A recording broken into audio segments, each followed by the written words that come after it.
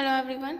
Last video में हमने employment कम करने के कौन से मेजर्स जो है वो हमने देखे थे।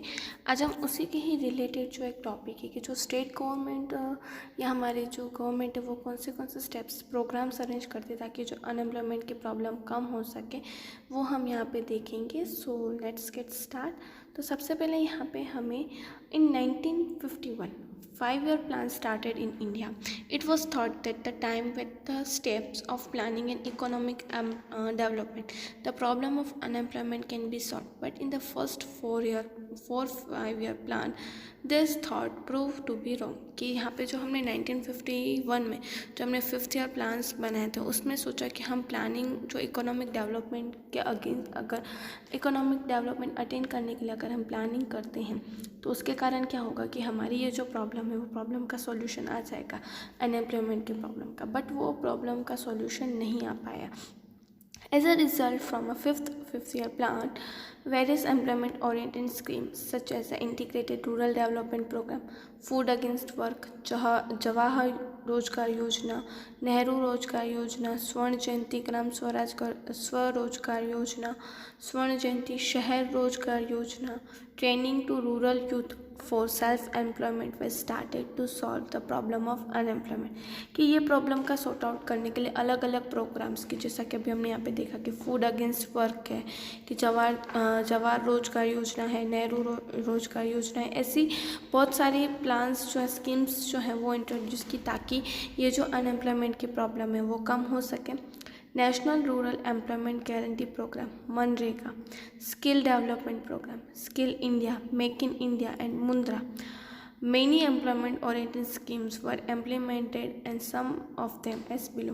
यहाँ पे नेशनल रूरल एम्प्लॉयमेंट प्रोग्राम्स कहे गए, मनरेगा नाम का जो एक हम कहते हैं ना कि स्कीम है वो इंट्रोड्यूस की गई, स्किल डेवलपमेंट के लोगों के अंदर की स्किल्स को हम डेवलप कर सकें, इस तरह के प्रोग्राम्स जो हैं वो अरेंज किए गए। उसमें से कुछ प्रोग्राम्स की इन्फॉर्मेशन जो है वो हमें यहाँ पे दी गई है।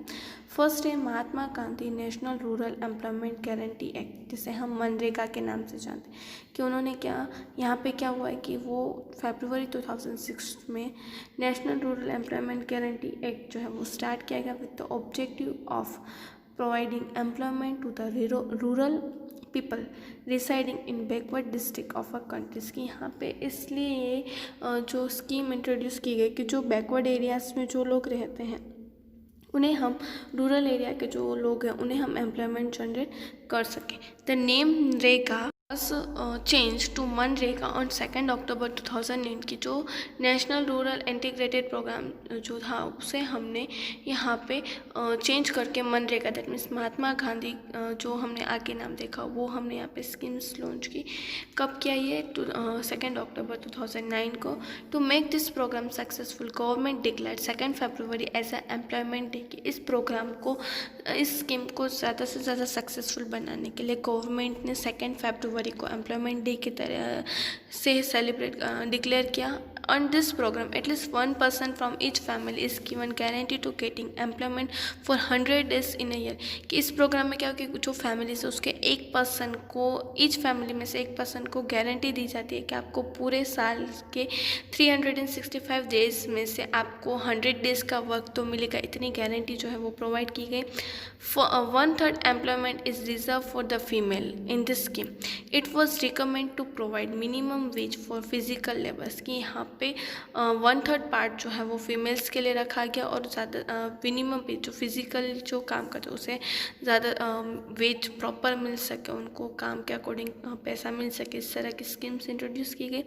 मोर ever labours should be provided wages within 7 days. यहाँ पे लेबर्स को जो वेजेस है वो 7 दिन के अंदर मिल जाए। Labourers should be given employment within the 5 kilometre from there residence if laborers are employment beyond the distance of 10%, extra 10% wages are given to them। कि यहाँ पे इस स्कीम में जो वर्कर्स उन्हें हम काम जो है उनके जो रेसिडेंस के 5 किलोमीटर के अंदर देते हैं। अगर उससे ज़्यादा का डिस्टेंस होता है तो एट दैट टाइम उन्हें एक्स्ट्रा 10% वेजेस देना ज़रूरी है। Employment working under this scheme are provided job cards which is valid for 5 years। after receiving the job card. If the laborer does not get employment, then he is paid employment allowance. कि यहाँ पे इस scheme के अंदर जो भी persons included होते हैं उन्हें एक जॉब कार्ड दिया जाता है और उस जॉब कार्ड जो है वो 5 ईयर्स तक वैलिड होता है और ये जॉब कार्ड मिलने के बाद भी अगर कोई पर्सन अनएम्प्लॉयड है एट दैट टाइम उसे एम्प्लॉयमेंट अलाउंस जो है वो मिलती है। तो इस तरह से यहाँ पे मनरेगा में काम किया गया है कि जहाँ पे एटलीस्ट एक पर्सन को, फैमिली में से एक पर्सन को एम्प्लॉयमेंट दी जाती है, उन्हें काम मिलता है। Then after second is Pandit Deendayal Upadhyay श्रमदेव जयती योजना. This scheme was started on 16 October 2014. Some of the objectives of this scheme were to provide health and security along with good management, skills development and welfare to the laborers of the unorganized sectors and to develop conducive environment for the industrial development.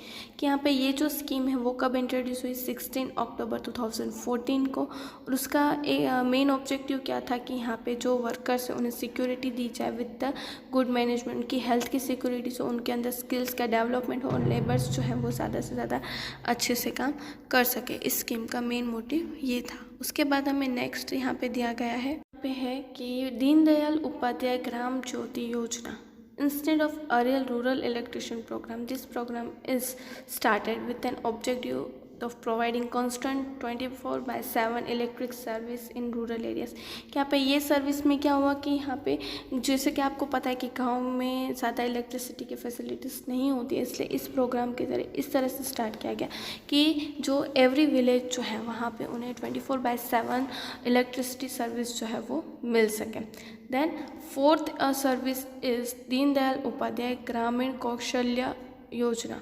This scheme was introduced on 25th September 2014 and the main objective of this program was to provide employment to youth between 18 to 35. यहाँ पे कौशल्य योजना का main motive क्या था कि जो 18 to 35 के जो एज ग्रुप के लोग हैं उन्हें ज़्यादा से ज़्यादा एम्प्लॉयमेंट प्रोवाइड करना. Now last is the prime minister agriculture irrigation programme. कि इस प्रोग्राम में क्या था, ये कब स्टार्ट हुआ? 1 जुलाई 2015 को with the objective of water to every field. कि यहाँ पे एवरी फील्ड में वाटर की फैसिलिटीज़ हो सके, ज़्यादा से ज़्यादा प्रोडक्टिविटी हो एग्रीकल्चर सेक्टर में और जो ऑप्टिमम जो हमारे पास जो नेचुरल रिसोर्सेस है हम मैक्सिमम यूज़ कर सके ताकि हम एग्रीकल्चर एरियाज़ में ज़्यादा से ज़्यादा जो वाटर ज़्यादा से ज़्यादा हम पानी दें ताकि जो क्रॉप है वो ज़्यादा से ज़्यादा इंक्रीज़ हो सके और एज वेल एज हमारा जो प्रोडक्शन एक्टिविटीज़ जो है वो बढ़े. इस तरह से यहाँ पे ये जो सारी जो स्कीम्स है गवर्नमेंट ने इंट्रोड्यूस की ताकि ये जो अनएम्प्लॉयमेंट की जो प्रॉब्लम है वो कम हो सके और लोग ज़्यादा से ज़्यादा लोगों को maximum persons will get employment opportunities. तो इसी के साथ हमारा यहाँ पे ये जो चैप्टर है, चैप्टर नंबर 6 अनएम्प्लॉयड जो है वो यहाँ पे हमारा कंप्लीट होता है. आई होप आप सबको समझ में आ गया होगा. उसी के ऊपर से आपको यहाँ पे जो स्क्रीन पे जो क्वेश्चंस दिखाई देने जो आपकी एक्सरसाइज के, ये एक्सरसाइज आपकी पूरी चैप्टर की है, वो आपको आपकी नोटबुक में लिखने हैं, लर्न करने हैं और अच्छे से ज़्यादा इजीली लिखने हैं. हम नेक्स्ट वीडियो में अनदर चैप्टर के साथ, दैट मीन्स अनदर टॉपिक के साथ मिलेंगे. तब तक आपको ये जो क्वेश्चंस दिए गए उस क्वेश्चंस के आंसर्स लिखने हैं. Thank you.